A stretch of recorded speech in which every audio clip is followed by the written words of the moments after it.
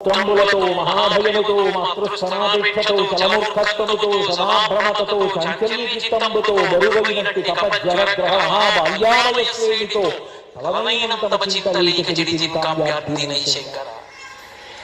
ఏమీ తెలియనటువంటి అజ్ఞానంలో ఎన్ని తప్పులు చేసినా ఓర్పుతో సాకి కాపాడి పిలిచి పెద్ద చేసి తాను అరిగిపోయింది. అరిగిపోయాడు తండ్రి. వాళ్ళకి ఇస్తాం, వాళ్ళకి ఇవ్వడానికి ఏం లేదు.